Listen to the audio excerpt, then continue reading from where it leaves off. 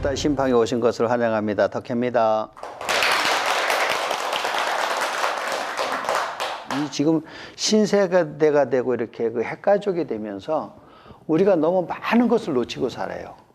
그 교과서에도 없는, 그 누구한테서 배울 수 없는 그런 지혜라든가, 그 어른들께서 한마디씩 이렇게 지나가면서 한마디씩 툭툭 던지시듯 하시는 말씀이, 스님들도 마찬가지예요. 큰 스님들이 이렇게 찾아뵈면은 그냥 지나가시면서 이렇게 한마디씩 해주시는 말씀들이 엄청, 그 준비되어 있는 얘기가 아니거든요. 미리 이렇게 뭐 이런 얘기를 해줘야 되겠다 그거이 아니라, 이렇게 산책을 포행하시면서 지나가시면서 아니면 같이 공양 차 한잔 하시면서 한마디씩 해주실 때, 아, 참 엄청난 말씀을 하시는구나 그걸 저희도 이제 가끔 느끼는데, 우리가 1세대가 몇 년입니까? 30년이죠. 1세대가 30년이잖아요. 근데 저희 그 어르신들 말씀하시는 걸 보면 뭐라 그러시냐면, 우리가 7대 조상의 음덕을 저희가 받고 산다고 그래요. 7대 조상님의 음덕을 우리가 받고 산다 그랬는데, 그래서 왜 5대 봉사한다 그러잖아요. 이렇게 제사 모실 때. 그러면은 7대 조상님의 음덕을 내가 지금 받고 산다고 그러면은 몇 년이에요? 네. 37이 21, 210년에 조상님들의 210년의 음덕을 지금 제가 다 받고 사는 거예요. 그러면은 그 음덕이 나한테서 끝이 납니까? 아니잖아요. 다시 나를 중심으로 인해서 밑으로다가 칠 때가 또 내려가겠죠. 그럼 밑으로 칠 때 몇 년일까요? 210년. 그럼 조상님으로부터 210년, 나이들을 기준으로 해서 밑으로 다시 210년, 420년이라는 계산이 나오잖아요. 그럼 인생 몇 그러죠? 인생 80그러잖아요. 그래서 500년이라는 계산이 나오는 거예요. 그냥 말씀하신 게 아니라 조상님으로부터 받는 210년과 또 나로부터 시작이 된 210년이 합쳐져서 420년이라는 계산이 나온 것이고, 내가 가운데에서 80년이라고 하는 세월을 살다가 가니까 500년이라고 하는 계산이 거기서 나온 거예요. 그래서 한 500년 살자는데 왼성화요? 짜증내지 말라는 거예요. 주어진 현실에 짜증내지 말라는 거예요. 주어진 현실에 만족을 하면 그것이 극락이에요. 그리고 현실을 나한테 맞추려고 하면 그 자체가 지옥입니다. 우리 보살님들 살아보셔서 아시지만은 세상이 내 마음대로 맞아집니까? 네. 내 마음대로 절대 안 돼요. 환경은 내 마음대로 안 됩니다. 내가 주어진 현실에 맞추고 살면 그것이 극락이라 그랬어요. 그랬듯이 500년이라는 계산이 거기서 나오는 거예요. 한 500년 살자는데 왼성화요? 짜증내지 마라. 내가 짜증을 내면 조상님들한테 불효하는 것이 되는 거고, 내가 불평불만을 갖고 살면은 그 음덕이 자손들한테 미쳐서 매사에 불평불만을 갖고 사는 그런 자손이 태어나니까, 그래서 하지 말고 주어진 현실에 만족을 하라 그러죠. 그래서 예를 들어서 우리 보살님들이요, 아빠들은 그런 말을 해도 되는데 우리 보살님들은 절대 자식들한테 해서는 안 되는 말이 있어요. 뭐냐면, 이놈의 새끼 도대체 누굴 닮아서 저 모양인지 모른다고. 그 얘기 절대 하면 안 돼요, 보살님들. 그거 큰일 나는 얘기예요. 아빠는 누구 닮았는지 몰랐을 수도 있어요, 혹시라도. 근데 엄마는 알아야 돼요, 누구 닮았는지. 근데 엄마가 저놈 새끼 누구 닮았는지 모르겠다라면 도대체 엄마가 어떻게 살았길래 누구 닮았는지도 몰라요. 예를 들어서 하얀 개가 2마리가 사랑을 해서 새끼를 낳으면은 이론적으로 봤을 때는 신개만, 하얀 강아지만 나와야 돼요. 그죠? 근데 하얀 강아지만 나오던가요? 노란 거, 까만 거, 바둑이 막 나와요. 그러면은 엄마 개 바람 핀 거네? 아니에요. 하얀 개끼리 사랑을 해도 하얀 거만 나오는 게 아니라 까만 거, 노란 거, 바둑이가 나오는 것은 엄마 강아지 쪽에, 아빠 강아지 쪽에 반드시 조상 중에 그런 짐승이 살았기 때문에 나오는 거예요. 반대로 부모님은 반듯하게 사는데 자식들이 그렇게 주변 사람들한테 이렇게 피해를 입히는 그런 자식이 태어나고 그러는 것은 외가댁으로 내지는 친가 쪽으로. 우리 보살님들 어르신들 그 말씀 많이 하실 거예요. 애기들이 이렇게 나누면 또 크면서 하는 행동 가만히들 보시면 어른들 그런 말씀들 많이 하세요. 쟤는 외가댁에 그야말로 어떤 할아버지를 닮았다? 아니면은 쟤네 옛날에 뭐 어떤 그야말로 큰할아버지, 작은할아버지를 닮았다? 그런 말씀들을 많이 하셔요. 그거와 마찬가지로 7대 조상님들의 음덕이 지금 나한테 내려오다가 나의 전생의 과보에 의해서 나타나는 자식은 엄마를, 부모를 힘들게 하고 주변 사람을 힘들게 하는 자식이 될 것이고, 전생에 내가 뿌려놓은 공덕과 맞물린 그런 자식들이 내 앞에 태어났을 때는 내 가정뿐만이 아니라 주변 사람들한테 이렇게 도움을 주는 그런 자식이 되는 거거든요. 그렇기 때문에 우리가 그래서 그 불평불만 갖지 말라는 거예요. 보시라고 하는 것이 큰 게 보시가 아니에요. 전생에 부처님도 전생담을 이렇게 보면은 부처님께서도 엄청난 덕을 많이 쌓으셨고 엄청난 공덕을 쌓으신 그 전생담이 엄청나게 많습니다. 지금 이 석시원류라고 하는 이 책 자체가 부처님의 전생담 이야기예요. 모든 것이 다. 그래서 아직까지 부처님께서 그 마야 부인한테 아직 태몽에도 못 들어가셨어요. 아직도 지금 이제 기다리고 계시는, 시달타 태자로 태어나기 위해서 기다리고 계시는 이제 그런 기간이에요. 그랬듯이 그렇게 전생에 엄청난 공덕과 그 덕을 쌓았기 때문에, 복을 지으셨기 때문에 그 부처님으로서 이렇게 이제 탄생을 하셨듯이, 우리가 내 대에서 끝날 것은 아니에요. 부모님이 어떻게 살았느냐에 따라서 최소한도요, 부모라면은 자식을 위해서 덕을 쌓아주고 명예를 쌓아주지는 못할 망정, 최소한도 자식의 앞길을 막는 그런 부모는 되지 말아야 됩니다. 그래서 어떤 분들도 그 얘기를 해요. 그 사람은 참 훌륭하고 대단한 사람인데 그 부모가 하는 행동이 마음에 안 들어서 그분한테 지지를 안 해주는 경우도 생겨요. 실제로 그런 얘기들을 하십니다. 왜냐하면 부모와 그 불편한 관계가 된 분들은 절대적으로 그분한테 올바른 지지를 안 해주거든요.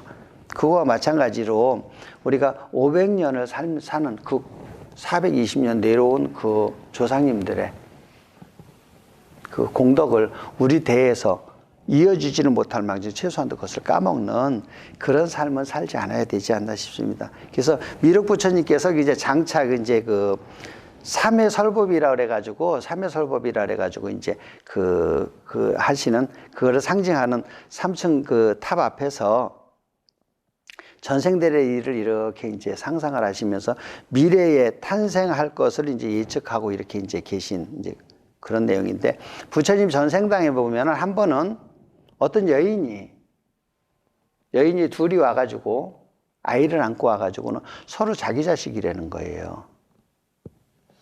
서로 자기 자식이라는 거야. 한 사람은 낳아준 엄마고, 한 사람은 길러준 엄마예요. 그러니까는 이제 서로 자기 자식이라는 거죠. 우리 불자님들 같으면은 누구 자식이랄까요? 그 자식이.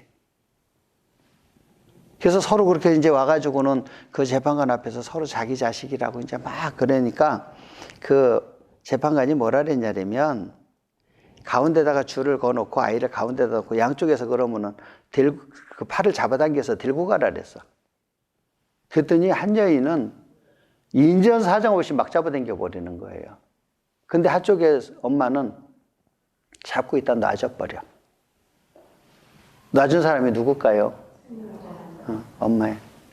그 아기가 아플까봐.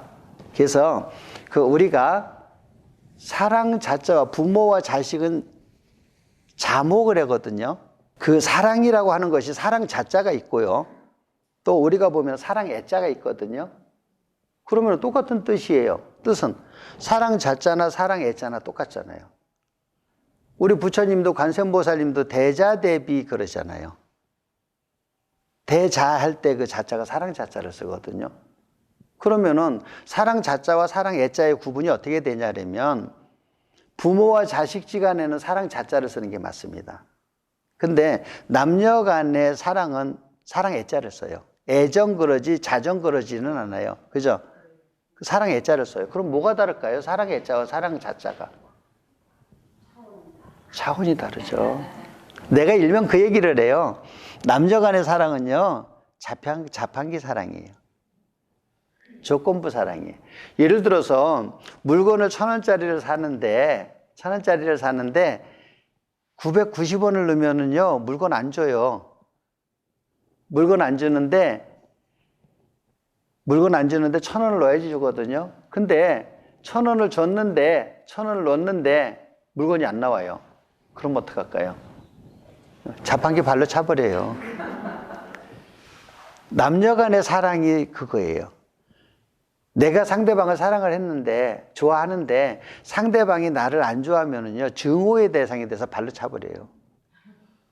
진짜로, 사랑에 이렇게 배신을 당하고 그런 우리 불자분들 와서 이렇게 얘기를 하고 하소연을 할 때 보면은요, 상상을 할 수 없는 얘기를 해요. 그 정도로다가 그 증오의 대상이 돼버려. 그래서 부모님의 사랑 자자라고 하는 것은, 사랑 자자는요, 무한한 것이에요. 바람이 없는. 그래서 부모가, 어머님들, 우리 보살님들도 해봐서 알아요. 사랑 자자를 실천해봐서 알아요. 자식을 위해서 그 더운데 끊임없이 그렇게 자식을 위해서 땀 흘려가면서 음식 준비해주고 뭐 해주고 그랬는데 그 아이가 그거 아이고 고맙습니다 이러고 잘 받을 때도 있고요. 아예 먹지도 않을 때도 있어요. 누가 이런 거 해다 주라 그랬냐고 그럴 때도 있어요. 그래서 제가 그 얘기를 해요. 엄마가 자식을 사랑하는 것은 일방적인 짝사랑이에요. 그거는. 그래서 제가 영원한 애인이라 그러거든요. 엄마한테 자식은요 영원한 애인이에요. 혼자 짝사랑하는 영원한 애인이에요. 그래서 짝사랑이라고 하는 것이 상대방이 알아주든 안 알아주든. 그래서 우리 보살님들도요 제일 행복한 것이 짝사랑이에요. 나 혼자 하는 사랑이에요. 때에 따라서는 속이 상하기도 하고 때에 따라서는 얄밉기도 하고 그러면서도 밉지 않은 게 그게 애인이거든요. 그게 짝사랑이에요. 그래서 그 자비라고 하는 것이 끊임없이 베푸는, 상대방을 위해서, 내가 진짜 좋아하는 사람을 위해서 끊임없이 베풀어주고 보살펴주고도 그래도 뭐가 부족한 게 없나 다시 한번 생각을 해보는 것이, 그것이 사랑 자자거든요. 근데 사랑의 애자는 아까 말씀드렸듯이 반드시 조건부예요. 준 만큼 받아야 되고 받은 만큼 줘야 되는 것이. 그래서 우리 보살님들도 주변 사람이나 특히 제일 그 사랑하는 분 있죠. 끔찍할 정도로 사랑하는 분 있잖아요. 집에 가면은 그분한테 무언가를 해줄 때는 그 누군가를 위해서 해주지 마세요. 친구지간에도 마찬가지고 집에서도 마찬가지고 친척끼리도 마찬가지고 해줄 때에 그냥 내가 좋아서 해주고 싶어서 해주세요. 해주고 싶어서 해주면 최소한도 원망을 하지는 않아요. 그래서 근데 누구를 위해서 해주면은 반드시 거기에 대한 대가를 내가 받아야 돼요. 그래서 그 부처님이 전생담에도 보면은 이렇게 그 아이에 대해서 이렇게 그 가운데 놓고 서로 이렇게 당기는 그런 전생담도 나오고요. 또 한 번은 이제 마이트라 카냐타라고 하는 그 부유한 집에 태어났는데 이 집이 그 무역을 하는, 해상 무역을 하는 집에 태어났는데 거기 외아들로 태어났어요. 근데 아버지가 엄청난 갑부예요. 대단한 갑부인데 무역을 해서 돈 엄청나게 버는 집 외아들인데 아버지가 배를 타고 나갔다 풍파를 만나서 아버지가 돌아가셨어요. 그러다 보니까 이제 어머님은 그 바다에 대한 한이 남았을 거 아니에요. 한이 남아가지고 그 자식한테 부탁을 해요. 너는 절대적으로다가 지금 네가 가지고 있는 이 재산만 가지고도 몇 생을 다시 태어나면서 살아도 다 써도 못 다 쓸 정도로 다 재산이 많으니까 너만큼은 바다에 가지 마라 그래. 근데 처음에는 그 말을 받아들여 가지고는 잘 지키다가 그 핏줄이라는 게 그렇게 무서워요. 핏줄이라는 게 그렇게 무섭습니다. 이 사람이 나중에는 바다를 이렇게 어쩌다가 바다를 가서 보니까 너무 시원스러운 거예요, 가슴이. 그랬듯이 이렇게 그 바다의 아버지가 평생을 그렇게 해서 바다에서 살던 그 자식이 바다를 보는 순간에 그냥 그 잠재되어 있던 그 혈기가 끌어오르는 거예요. 혈기가 끌어오는 거예요. 그래가지고 어머님한테 이제 그 허락을 안 받고 자기도 그 마도로스가 돼요. 그래가지고는 다녀보니까 너무 좋은 거예요. 이 항구 저 항구 그냥 다니면서 그런 데다가 그 가는데 항구마다 진짜 그 무수히 많은 여인네들과 또 거기서 그 즐겨지는 그 희로 아주 즐거움이라든가 쾌락에 빠져가지고 그냥 허송세월을 해요. 그리고 허송세월을 하다 보니까 어느 날 갑자기 밥맛도 없어지고 4대 육신이 그냥 마음대로 움직여지지를 않는 거예요. 근데다가 그 머리를 이래 만져보니까는 진짜 다 열이 막 펄펄 끓는 거예요. 화탕지옥에 들어간 거 모양. 그 화탕지옥 중에 화분지옥이라고 하는 지옥이 있어요. 불화자. 우리가 화분할 때는 꽃화자를 쓰는 거고요. 여기서 화분지옥은 불화자를 써요. 통도사에 가면은, 통도사에 우리 보살님들께서 가시면은 그 사천왕상을 지나서 이렇게 쭉 들어가서,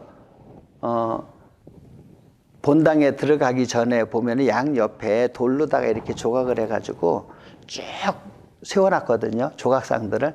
거기에 보면은 이 화분지옥을 머리에다 이고 있는 그 동상이 하나 있어요. 돌로다가 조각을 해놓은 곳이 하나 있어요. 그래서 거기에 보면은 그 화로에다가, 돌로다 된 화로에다가 불을 담아가지고 머리에 이렇게 이고 있는, 그 모습이 통도사 가서 보니까 그게 있더라고요. 그것이 이제 그 화분지옥인데, 거기에 이제 그 화분지옥에 들어간 거 뭐냐고 몸이 막 펄펄 끓는 거예요. 그래가지고 이제 몸이 다 망가져 버렸어. 그래서 그때서 이제 깨달음을 얻은 거예요. 그 쾌락의 끝은 죽음이에요. 그래서 우리가 천수경을 우리가 하실 때도 보면은 그 사음중재라는데 사실은 사음중재라기보다는 사행중재가 저는 더 맞지 않을까 싶어요. 뭐 삿된 행동, 도박이라든가 노름이라든가 어떤 이렇게 올바른 행동이 아닌 그런 사행으로다 저는 이래 생각을 하는데, 어머니 말 안 듣고 그렇게 그냥 그 쾌락에 빠져서 살다 보니까 어느 순간 자기 인생이 그렇게 돼버린 거예요. 그래가지고 그때서 이제 뉘우치고 어머님한테 이제 간절하게 이제 용서를 빕니다. 어머님 용서하십시오. 진짜 잘못했습니다. 그리고 용서를 빌어요. 근데 이제 그 지옥이라고 하는 것이 실질적으로다가 이제 그 중국 사람들한테 그 지옥이라고 하는 것을 그 가르쳐 준, 설명한 그 경전이 목련경이에요. 우리가 7월 백중에 보면은 우리가 백중에 목련존자께서, 신통제일이신 목련존자께서 돌아가신 어머님을 위해서, 지옥에 빠져 있는 어머님을 구제해 주기 위해서, 그래서 이제 시작이 되는 것이 보면은 목련경이거든요. 그래서 어머님한테 그렇게 참회를 이렇게 하면서 그 생지옥과 같은, 살아서 진짜 자기가 겪는 그 고통이 워낙 엄청나니까 그런 생지옥을 맛보면서 그때서 어머님한테 깨달음을 얻고 간절하게 이제 그 참회의 눈물을, 피눈물을 흘리니까 이제 그 하늘에서 북소리가 나는 거예요. 자비면목은 보살의 심장이고, 자비면목은 보살의 심장이고, 또 격대법고는 수대법당이라. 그 무슨 내용이냐면, 사랑스러운 어머님의 모습은 보살의 마음이고 대법고를 울리니 대법당이 세워진다. 그런 내용이거든요. 그 유마경에 보면은 그런 내용이 나와요. 유마경에 보면은 유마거사께 이제 그 유마거사께서 아파가지고 병이 나셨는데, 부처님 제자분들이 이제 문병을 가셔가지고 유마거사께 여쭤봐요. 보살도 병이 납니까? 그러고 물어봐요. 그러니까 유마대사께서 뭐라 그러시냐면, 당연히 병이 나지요. 그러니까 문병을 간 부처님 제자분께서 보살이 왜 병이 납니까? 그리고 물어봐요, 다시. 보살 정도 되시는 분이 왜 병이 납니까? 그러니까 유마대사께서 중생이 병이 나니까 보살이 병이 납니다. 그 얘기를 해요. 그러시면서 중생의 병은 낫지만 보살의 병은 결코 낫지 않습니다. 그 얘기를 해요. 그래서 저는 그 내용을 그렇게 생각을 해요. 엄마도 아픕니까? 그리고 물어본 것 같아요. 엄마도 아픕니까? 아이가 아픈데, 아이가 아프니까 누가 문병을 와가지고 엄마 보고 엄마도 병이 나요? 그리고 물어보는 거예요. 그러니까 당연히 엄마도 아프지요. 그래. 엄마 정도 되는 분이 왜 아픕니까? 그리고 물어보니까 아이가 병이 나니까 엄마가 아프지요. 그 얘기 같아. 그러면서 아이는 나아도 엄마의 병은 낫지 않습니다. 저는 그렇게 해석을 하거든요. 그렇게 봤거든요. 뭔 얘기냐면 아이가 아프면은 아이는 몸이 아프지만 우리 보살님들 자식들 키워봐서 다 아실 거예요. 아이는 병이 나면 몸이 아프지만은 엄마는 마음의 병이 나요. 아이가 아픈 순간부터 마음의 병이 납니다. 그죠? 그리고 나서 아이의 병이 다 나아도 엄마의 마음의 병은 안 나요. 며칠 동안 이렇게 감기 앓고 나서 한 일주일 동안 앓고 나더니 애가 해숙해졌어요. 그 떼꾸내진 그 얼굴을 모습을 보면서 그것까지도 마음이 아픈 거야. 그것이 보살이거든요. 그런 마음을 갖는 것이 자애예요. 사랑 자자가 그 마음입니다.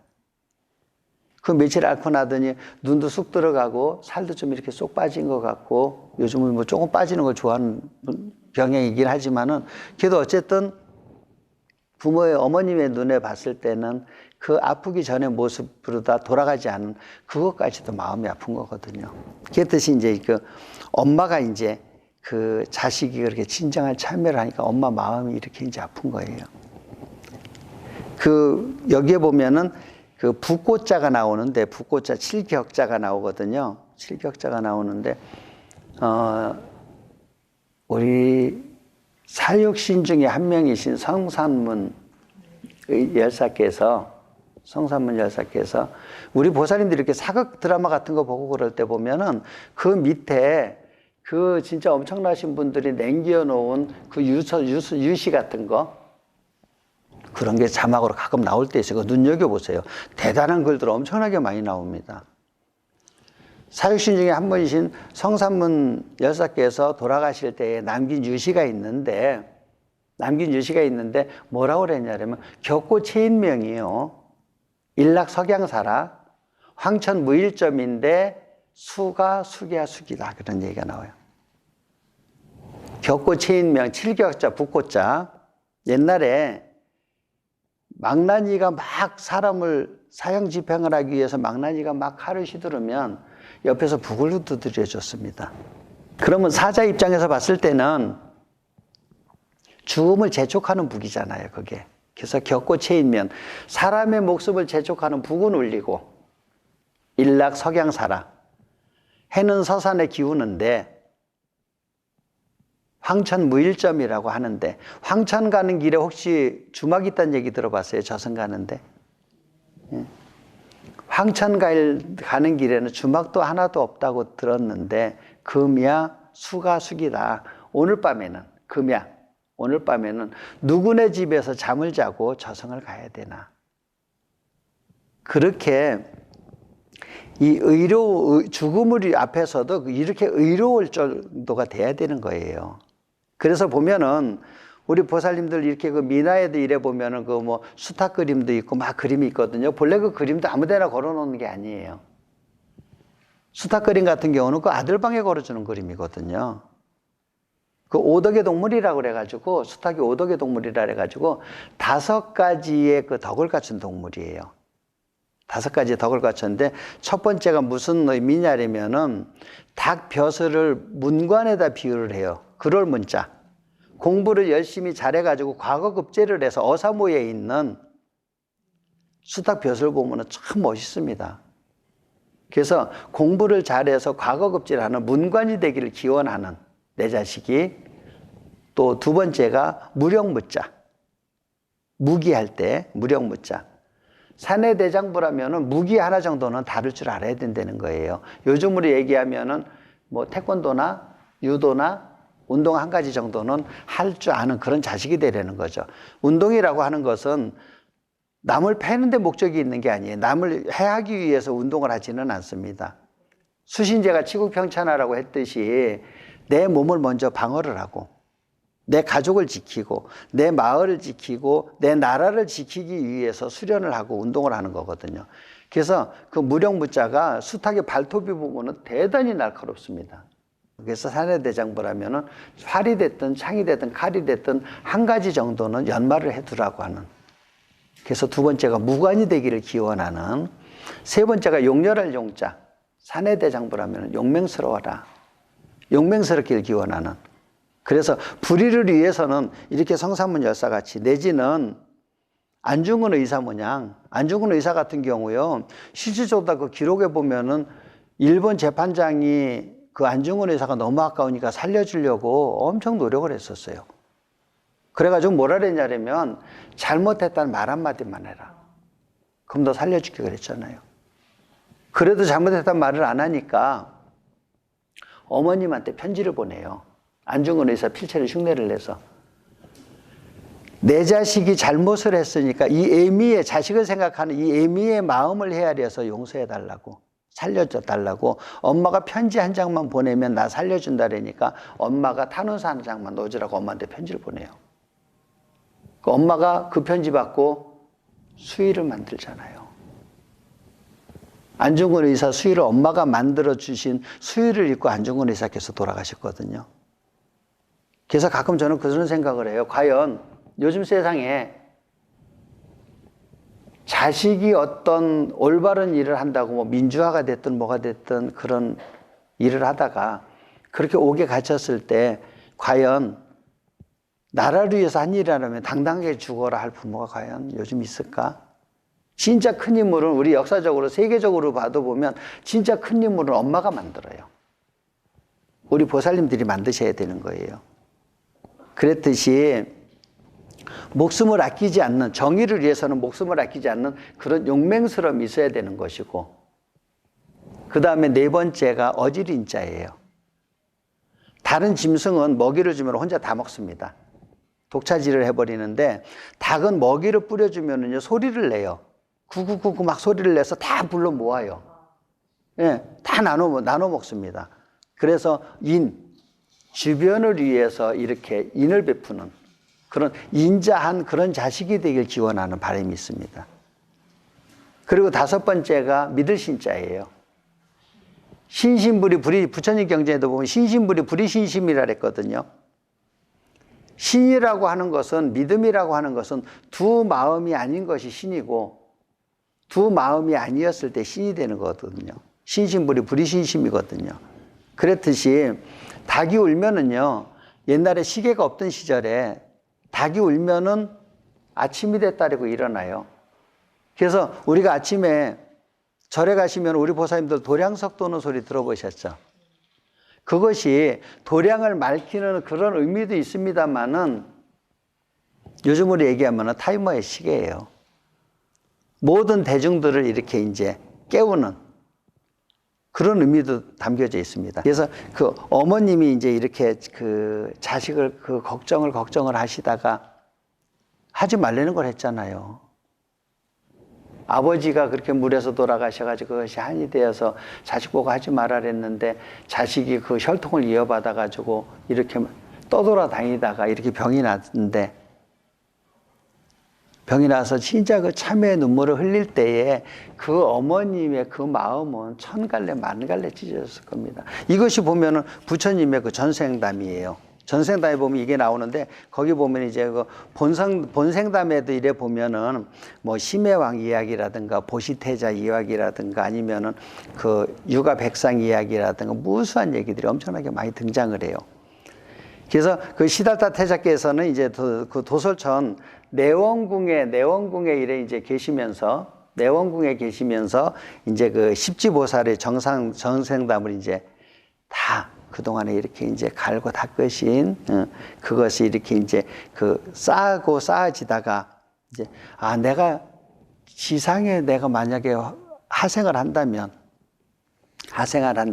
내가 어떤 그런 생을 살아야 되는지를 이제 생각을 많이 하십니다. 그러다가 이제 부처님께서 이제 그 십지행각이 이미 이제 십지행각이 다 이제 완성되자 이제 도솔청 내원궁에 이제 태어나신 다음에 그 10가지의 공덕을 닦아가지고 이제 그 청정하고 거짓이 없고 진실한 그런 이제 행을 하시면서 그러시면서 이제 부처님께서 이렇게 이제 기다리고 계시다가 거기에 이래 이제 사실 때는 그 세계에는요 이간질이라든가 우리가 시박 참여할 때 그게 나오잖아요. 이간질이라든가 꾸민말이라든가 아니면 뭐 악담이라든가 그런 것이 이제 없는 세계예요. 이 세계는 우리가 사는 사바 세계 모양 우리가 사는 사바 세계 모양 이렇게 뭐 그런 것이 있는 그 시기 질투라든가 그런 것이 있는 세계가 아니라 오로지 그냥 아주 청정하고 맑고 깨끗한 그것만 있는 이렇게 이제 호명보살이 이제 그 보처가 돼서 4천년을 이제 거기서 사시다 보니까 4천년을 이제 거기서 사시다 보니까 첫 번째가 머리에 꽃송이가 이제 시들시들해지는 거예요. 우리 보살님들도 보면은 머리에 검은 꽃이 폈다가 세월이 이래 지나고 나서 보니까 이제 조금씩 이제 그 꽃이 이제 색이 변하기 시작을 해요. 그래서 이제 머리에 그 꽃이 이제 서서히 지기 시작을 하고, 그 다음에 이제 겨드랑이 밑에서 그렇게 청정하고 맑게 사는 곳이었었는데도 불구하고 4천살이라고 하는 세월이 지나고 나다 보니까 이제 겨드랑이에서 이제 땀도 이렇게 나는 약간씩 이제 그런 때고, 그리고 이제 그 몸에 때가 없었는데, 우리 젊은 보살님들이나 젊은 우리 부처님들도 이래 보면 젊어서는 이렇게 그냥 몸이 그렇게 깨끗하고 뭐 때가 있는지도 몰랐는데 나이 드시면 그렇게 그냥 뭐 때가 자꾸 많아진다고 그런 얘기도 하시기도 해요. 그래서 몸에 때가 끼고 몸에서 광채가 났었는데, 젊은 사람들은 바빠요. 몸에서 진짜 광채가 나거든요. 근데 그 광채가 났었는데 그 빛이 서서히 이제 시들어져 가고, 또 이제 저 역시도 마찬가지입니다만 우리 부처님들도 연세도 이렇게 드시고 그러면요 앉았다 일어나면은요 취임새가 저절로 나와요. 그리고 몸에서도 그냥 저절로다가 그냥 음악 소리가 조금 듣기 불편한 음악 소리가 한 번씩 이렇게 납니다. 그래서 이것을 이제 감지를 하시고, 이것이 이제 오세 현상이다. 다섯 가지가 서서히 이제 쇠퇴해가는 그런 현상이구나. 그래서 여기에도 이래 보니까 그렇게 4천살을 이렇게 이제 지나서 우리가 미륵 부처님이 화연을 하시는 그 시기가 언제냐 그러면은 이제 그 경전에도 그 내용이 나와 있습니다. 5억 7,600만 년 후에 미륵보살님께서 화연을 하신다 그랬거든요. 그랬듯이 이제 이렇게 오랜 세월을 이렇게 사시다 보니까 머리도 그렇게 허여지고 몸이 이제 서서히 이제 늙어가는 것을 본인도 이제 아시고, 이제 여기에서 인연이 이제 다 됐고, 천상계에서 인연이 다 돼서, 이제는 제가 새로운 인연을 만나서 이 인간 세계에 가서 살 때가 됐구나 하는 것을 느끼시고, 이제 그 세상을, 그럼 어느 나라에 태어날 거냐?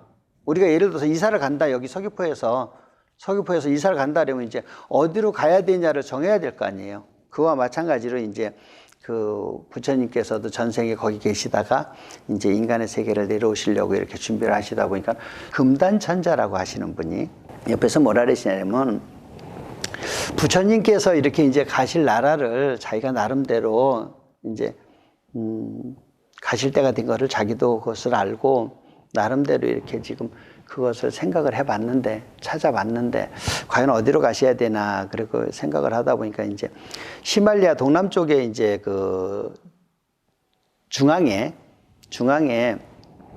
마가다국이라고 하는 나라가 있는데, 그 이제 100년 뒤에는 그 나라에서 인도를 통일시키신 아쇼카 왕이 이제 그 나라를 다스릴 그런 나라가 있는데, 거기서 태어나면 어떻겠습니까? 그리고 이제 여쭤봐요. 그러니까 부처님께서 그 아쇼카 왕이라고 하는 분이 인도를 통일을 시키셨지만 실질적으로다가 인도를 통일을 시키기까지 엄청난 사생을 하셨습니다. 실질적으로다가 그분이 형제가 몇 분이냐면은 101분이에요. 실질적 기록이 그렇습니다. 역사적인 기록에 형제가 101명인데 99명을 죽여요. 임금이 되기 위해서. 우리나라 왕자는 아무것도 아닙니다. 이거는 우리나라 역사적으로 봤을 때 그 왕자는 아무것도 아니에요.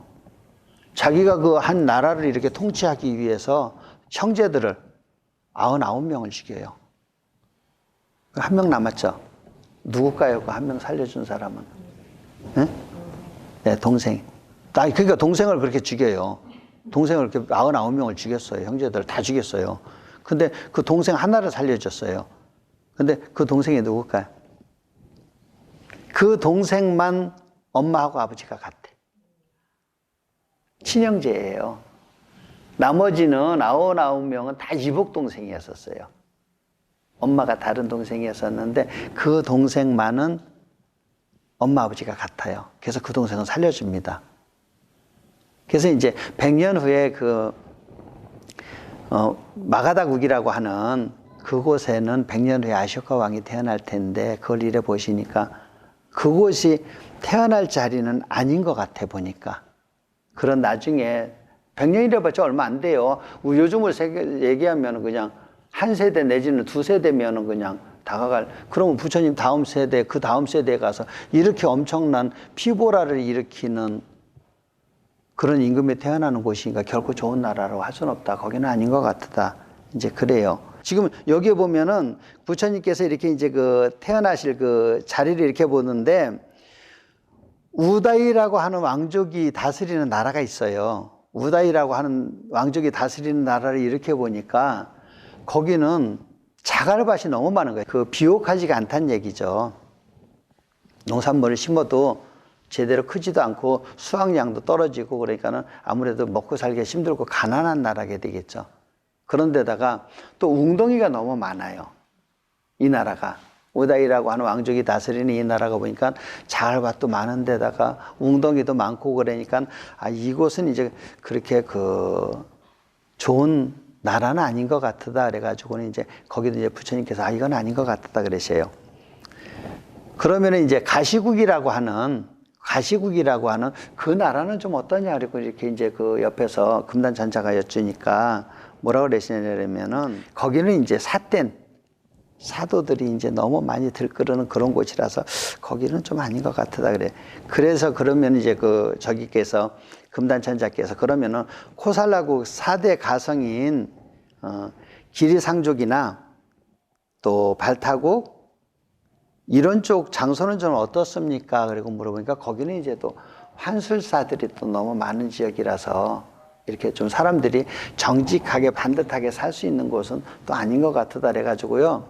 참 금단천자가 보니까 조사를 엄청나게 많이 하셨는데 다 딱지 맞았어 사실은요. 그럼 이거 어떻게 해야 되나 이제. 그리고 생각을 하다가 무릎을 탁 치면서 부처님 기가 막힌 장소가 하나 있습니다. 그래. 거기가 어디냐 그러니까 설산 남쪽에 가면은 가비라국에 감자족이라고 하는 족이 사는 곳인데 거기에 보면은 이제 정반왕이라고 하는 분이 나라를 다스리는데 그 나라가 기가 막힌 나라가 있습니다. 그래. 지슬이 제주도에서는 감자 그러면 고구마를 감자라 그러니까는 지슬, 제주도 말로 지슬. 지슬을 그럼 이걸 어떻게 설명을 해야 돼요? 지슬족 그래야 되네. 제주도 말로 하면은 지슬족, 감자족이 아니라 지슬족이 살고 있는 거기에 지금 왕은 정반왕이라고 하는 그 왕인데 정반왕이라고 하는 왕이 지금 그 나라를 다스리고 있는데 그 부인이 마야 부인이라고 하는 그 왕비가 있는데 아주 용모도 좋고 진짜 마음씨도 곱고 또 현모양처인데다가 그런 내외가 다스리는 그런 나라가 있는데 그러면은 거기는 어떻습니까? 그리고 여쭤보니까 부처님 빙고 그러신 거예요. 그러시면서 선제로다. 우리 보살님들 경전을 보다 보면 선제로다라고 하는 부처님께서 가장 많이 쓰신 용어예요. 선제로다. 착하고 착하도다. 그 제자분들이나 이런 분들을 칭찬을 하실 때 부처님께서 이 선제로다라고 하는 이런 언어를 많이 쓰셔요. 그래서 착하도다. 드디어 진짜로다가 잘 관찰을 했느니라 그러셔요. 내가 찾고자 하는, 내가 태어나고자 하는 그런 나라를 드디어 네가 찾았구나. 그러시면서 이제 그 집안에는 이제 그 금단천자께서 뭐라 했냐면 전례로 그 집안에는 60가지의 공덕이, 우리가 공덕 한 가지 공덕만 해도 참 대단하다라는데 60가지의 공덕이 다 갖춰져 있고, 그 중에 이제 대표적인 것이 뭐냐면은 종족이 순결하고, 아마 우리나라 한민족, 대한민국 같았던 민족인 것 같아요. 종족이 순결하고, 그 다음에 천신의 보호를 받고, 하늘신들이 얼마나 그 나라가 그 올바르고 살기 좋은 나라면, 사람들이, 그 백성들이 얼마나 반듯하게 열심히 잘 살면 천신들께서 그 나라를 보호를 해주시고, 또 집안에 나쁜 일들이 하나도 없는, 그 다음에 그 부모 양쪽 모두 다 그 정반왕이나 마야부인께서 다 순결하시고 다 정직하신 분들이라고 들었다. 그러니까는 거기로 태어나면 좋겠다. 그래가지고 이제 거기서 결정을 딱 해요.